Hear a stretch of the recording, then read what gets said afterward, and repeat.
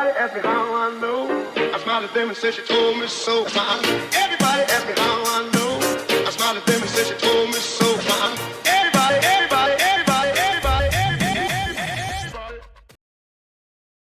Good morning mga ka-urban. Once again, we have a visitor here.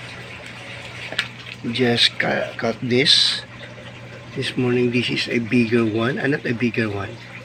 I think this is the bigger one or the biggest. Ayan. He now or she's now or whatever. What is the... Ayan. Malaki ito. At hindi ito basta. No? So, ito, naghahanap na ito ngayon ng malalabasan kung paano siya makakalabas. At hindi na siya makakalabas kasi mas malaki siya.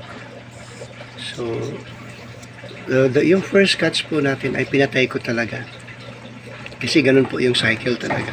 Hindi ko na lang sasabihin kung paano ko siya dinispose.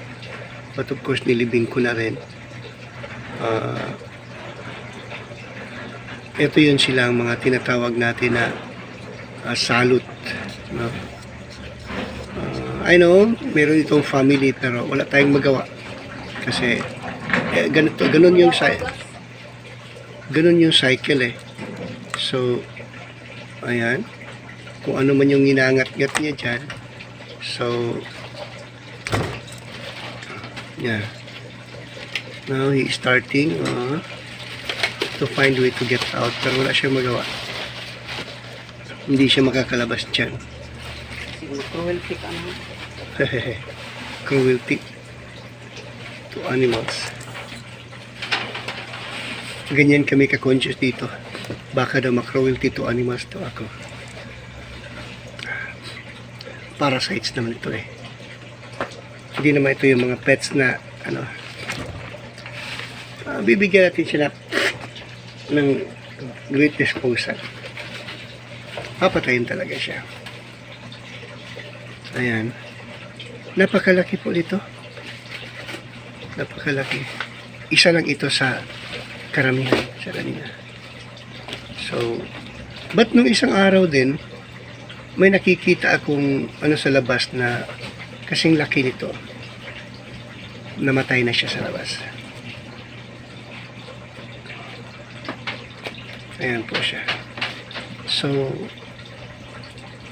ngayon po ay bayaan natin siya dyan. At puntahan po natin yung ating mga pets. Andyan sila. Ating mga alagang hito. Good morning mga kahito. Ito yung mga ano natin, hindi talaga lumaki. 3 months na yan sila. Napakaliit pa rin. Maliliit pa rin. Compare, talagang nagkikik talaga yung daga na nahuli natin. Okay. Ayan. Si Ma'am Sol, ayan, disposing the garbage. Kasi Tuesday po ngayon schedule po ng garbage collection. Ito po yung ating pond. Ayan sila, ating pond. Good morning. Tahimik yung ating mga ano. Tahimik. Minsan po siya.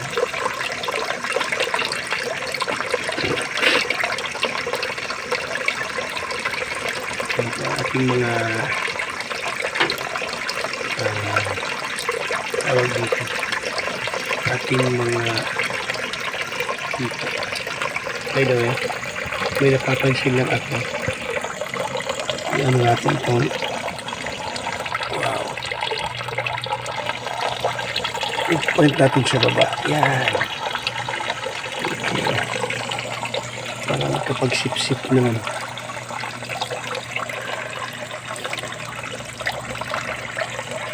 Ayan po sila. Later ko na yan pakakainin. Medyo ano na, mainit-init na ang panahon. Oh, wow.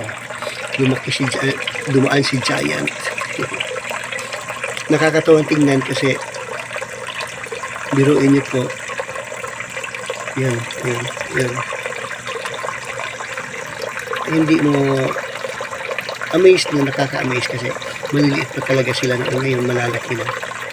Pero matindi po ang dinaanan namin dito. Namatayan po ako ng sobra sa kalahati. Sa second ano na yun, sa second wave na yun. Ibig sabihin po nun sa second wave o second ano na, in the midst of ano nila, kasi alam ko water, temperature, pero ngayon okay na sila. May mga natutunan na po tayo. Yan po ang sabi ni Rab. Natural yan. Kaya nga sabi ni Rab,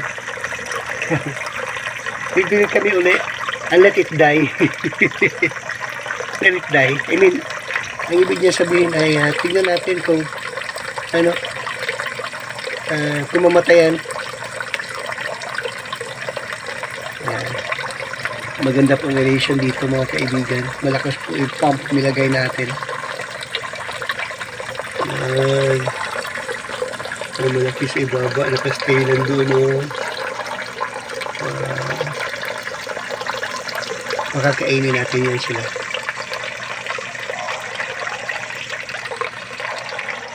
Everybody ask me how I know. I smiled at them and said she told me so. Everybody ask me how I know. I smiled at them and said she told me so.